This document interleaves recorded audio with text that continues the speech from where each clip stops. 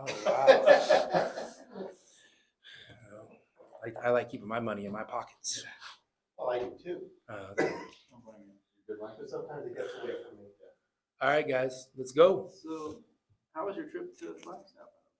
That was good. It was great to go up there and see Liam. Yeah, I mean, see him, and we haven't got to go to many games this year. Just the schedule just hasn't aligned. They've actually played a ton of games, the same days we did, almost at the same time. So it was fun to go up there and see him and hang out with him for a little bit. Aside from having it here, is maybe finishing the Pac-12 era in LA kind of a fitting? I mean, I love how it sets up. I mean, we're done with McHale, done, and it's time to move on and play away from here. So, I mean, I couldn't ask for a better ending. I'm not talking Pac-12. You guys can get all philosophical and emotional and sentimental about that. I'm just saying, for us to go out and finish the season on the road is good because we're going to have to play, really well away from home the rest of the year. So, and I think we have been playing well away from home as of late. So let's keep it going. Anyone ever say to you, maybe a fan or season ticket holder earlier in the season, hey, coach, we'd love to get back to the Final Four if we ever do, with it being in Phoenix this year, we'd love for it to be this year. Are you aware that it's in Phoenix? Does that mean anything? Well, of course I'm aware, but it doesn't mean anything any more than any other, thing. And obviously I've got to stay locked into the moment, and I know how hard it is to get there. So yeah, we're not even having any crazy thoughts about that. We honestly know that the teams that get there are going to get better between now and then. So we just got to keep getting better, and then that's been our focus. Earlier on against UCLA, it was one of those moments where you guys really had to, lock in crunch time and play really well down the stretch to get that win. What did you learn about your team from that win? Well, I mean, it was a frantic and panic game. I mean, they jumped us a little bit, and and you got to give them credit. They came in here and earned the lead, and I'm sure we made mistakes, but mistakes happen in basketball, and they capitalized on our mistakes. So, and then we scratched and clawed and found a way. I was proud of that effort, but I was also, I'm aware, of how good UCLA can be, and obviously we gotta play better, going on the road to give ourselves a chance to win than we did, in that first half and early in that second half against them. Do they look any different now than they did, the last time you saw them? No. I mean, not in particular. I mean, I think that I don't know if they've had any major injuries that I've noticed. They're definitely a better team now than they were at the start of the year, and I think guys are comfortable with the roles that they're playing. They have a force inside in Bona. He's just a really good player, and he's a lot to deal with at both ends of the floor. So, and then those guards have gotten comfortable and confident, and I mean, I know to me they're a good ball club. I mean, I think you take away some of those losses they had early in the season, and just focus on their more recent stuff. They're pretty good. This isn't a sentimental question about the Pac-12, but you growing up around it, you saw Arizona and UCLA emerge as the two biggest brands in this conference. This rivalry has spanned decades of some great basketball. What are you going to remember about this rivalry? What does it mean to you? Well, hopefully the memories will stay recent because we'll continue to play them. So and listen, I know that there's a good chance we'll have to play. Obviously you say once, maybe twice more this year. So I know the rivalry is important to both fan bases. I don't get too caught up in that, because I just have to try to prepare my team to play against their team. And so anything, the past history really has nothing to do with this game. But emotions are involved for the fans, and I understand that. I don't know if the emotions are as strong for the current players or the current coaching staffs. But I recognize how special the both brands are and what they've meant in the history of college basketball, and and it's an honor to be participating as a coach of one of the teams. When your team is doing well, what do they do? When your team's at its best, what are they doing so well? I mean, I think just playing really good fundamental basketball both ends of the floor. I don't think there's it's much more complicated than that. I don't always just equate our success to us making shots and them missing shots. I think it's when I feel like we're at our best, I think there's cohesion at both ends of the floor. And that's the stuff that I strive for, when I'm, trying to lead this group is us to be cohesive at both ends of the floor and, not perfect by any stretch, but have an understanding of how we want to play and playing for each other. When you, just to look ahead to USC since we weren't talking in between, they were not the same team when you faced them. They were missing, I believe, Boogie and Collier. So how much different are they because of that? You know, I'm sure they're very different, and those are two really, really good players. I personally haven't spent much time watching them, and I'll kind of start that, moving forward from here as we wrap up our UCLA prep. But no, I mean they're two dynamic guards, and Boogie's had an incredible career. I think he's been a little bit banged up this year, but he's just a prolific shot maker, and he's got a lot of savvy. And Collier, I mean, obviously looks really talented, and he's just a bundle of energy and plays with incredible force. So he's going to put a lot of pressure on our defense. There's no doubt about that. Over the last 3 games, your opponents have averaged 29% from 3-point range. I believe that's 10% less than the season average. What's allowed you I don't think guys are shooting 39% on us, but or 37, I think. 37? I'll have to ask our SID. He doesn't give me the stats very But, often. So.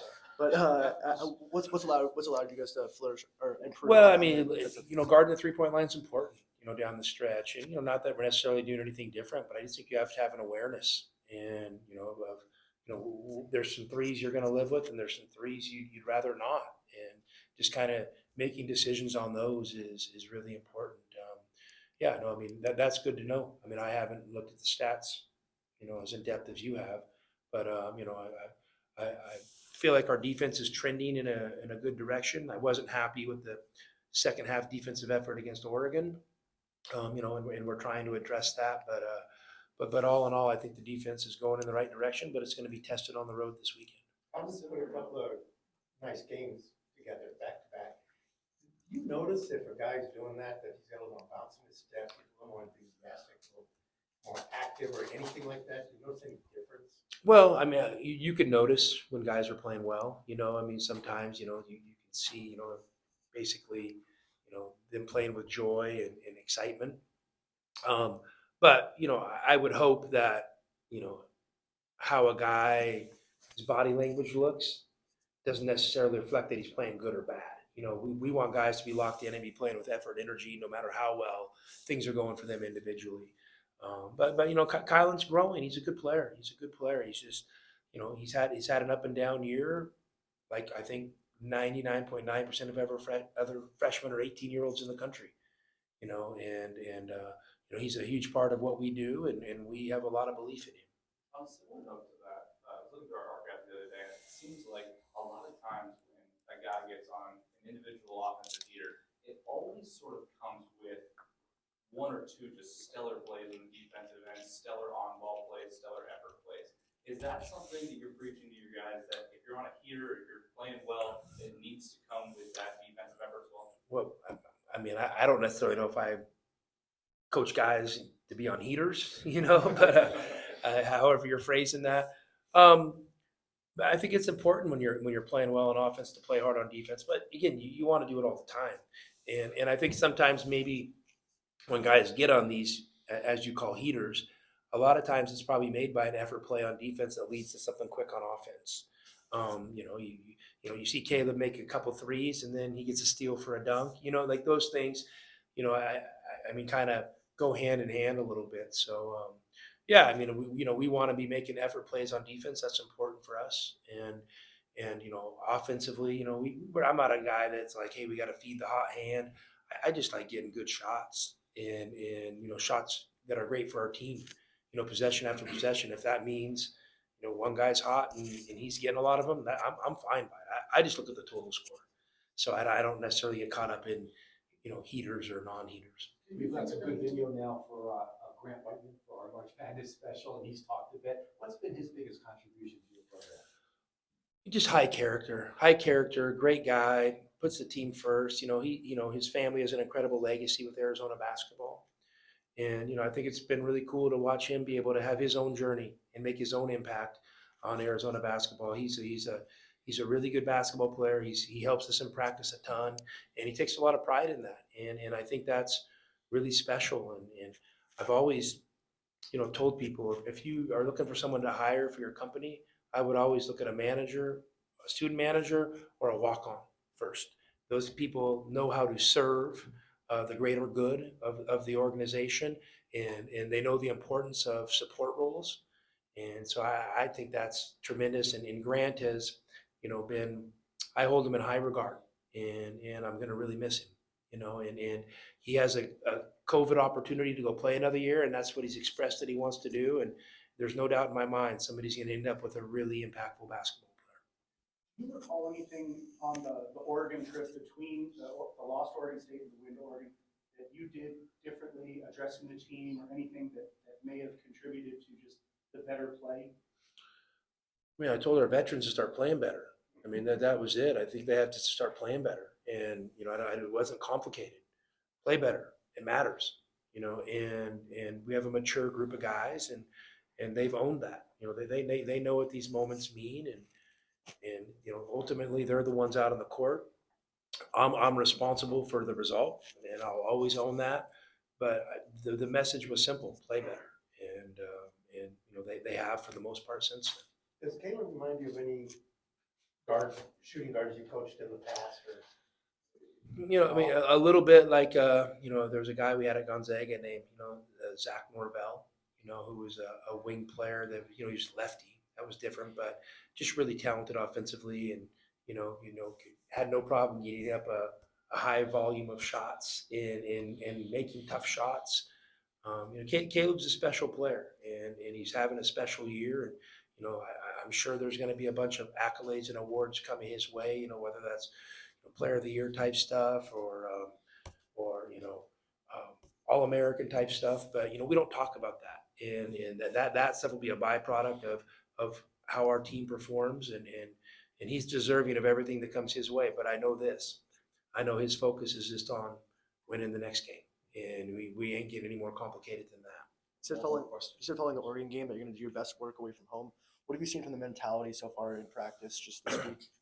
It's been good. I mean, we know it's good.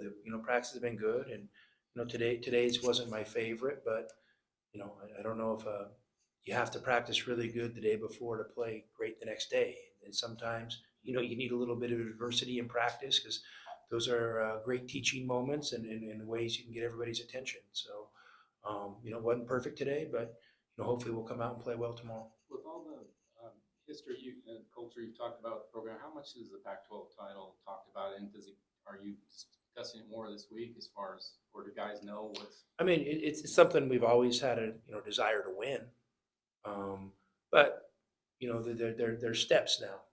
You're wrapping up the regular season, so this is like a new beginning for us. We're done playing at McHale.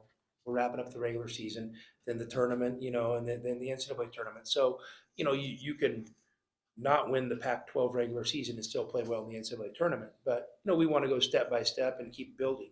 So, our focus right now is to try to come out and play really well this weekend and put ourselves in position to win the Pac-12. We know that's not going to be easy. We got a team that's, deserving and right on our heels. So we've got to come out and play well on the road, which is never easy to do. Thanks, guys. Thank you.